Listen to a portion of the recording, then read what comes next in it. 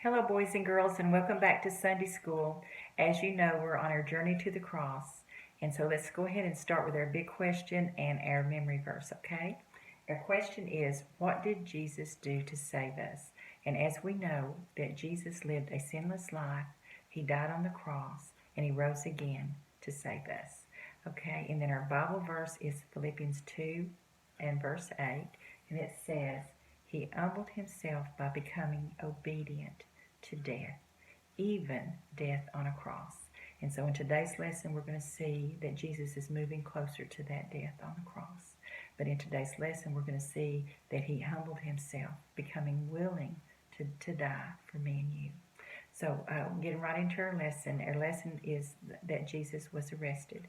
And so in our last lesson, we saw Jesus and the disciples going to the Mount of Olives. And when they got there, they went to the Garden of Gethsemane to pray.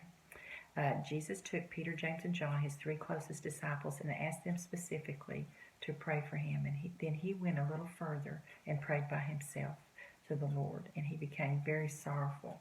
Jesus saw what was getting ready to happen to him. It was like a cup of death that was before him. And he said to his Father, he said, "Oh, Father, if there be any other way, then remove this cup from me. Nevertheless, not my will, but yours be done." And so Jesus humbled himself to death, even the death on the cross, willing to die for me and you as he prayed in the garden. Now, Jesus actually prayed 3 times in the garden, and each time that he prayed, he would go back to the disciples, and each time he went back to the disciples, they would be sleeping. And Jesus said to them, "Could you not pray 1 hour with me?" And then he asked them also, he said, you need to be praying so that you don't enter into temptation. The spirit is willing, but the flesh is weak. So the final time when Jesus went back to his disciples, he said, "Wake up, my time has come."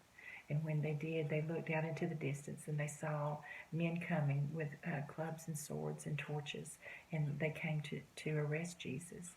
And when they got close enough, they could see that Judas was leading the way, and Judas came up to Jesus and kissed him to let the others know which one of them to arrest.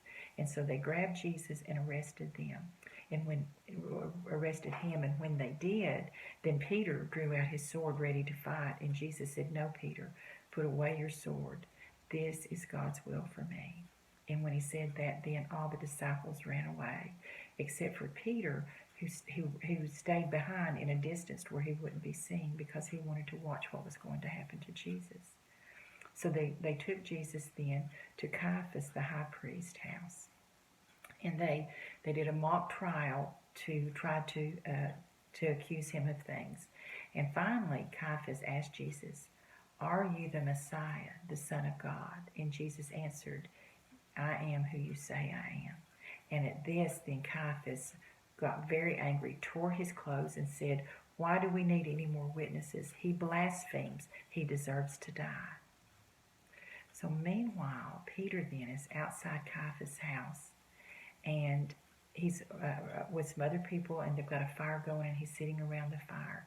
And a servant girl asked Peter, says, "Aren't you one of his disciples?" And he said, "No, I'm not." Well, 2 other people asked Peter, "Are you one of Jesus' disciples?" And he says, "No, I'm not." And when Peter denied Jesus that 3rd time, the rooster crowed. And then Peter remembered that Jesus had said and predicted that Peter would deny Jesus 3 times before the cock crew. And when that happened, then Peter went out and wept bitterly. Then back at Caiaphas' house, then they took Jesus and they led him to Pilate, the governor, because Caiaphas and the religious leaders did not have authority to have Jesus killed, but Pilate did, and so that was their intention. And that will be our next story. So be watching for that next week. So we'll be finishing up that part of the story. Let's go back though, and let's ask the question: why did Jesus die? Why? When he was in the garden praying, he could have called 10,000 angels. When he was on the cross, he could have called 10,000 angels. He could have been rescued from this death. God could have prevented it. God could have rescued him. But instead, God allowed him to die. But Jesus humbled himself and became obedient to death so that you and I could be saved. He knew what was ahead for him in that death, but he also knew that by dying, he would be able to save the world from their sins.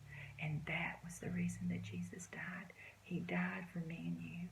So he was willing to do that. He was willing to go through what he was getting ready to go through so that you and I could have everlasting life. And I hope you're discovering that for yourself. If there's any way that we can help you, you know that's why we're here. And so reach out to us, reach out to your teacher, our pastor, your family. Just talk to someone about what Jesus did for you. And I hope that if you've not already, that you'll soon ask him to be your Savior. And we'll say goodbye and thank you for tuning in. God bless you. Bye-bye.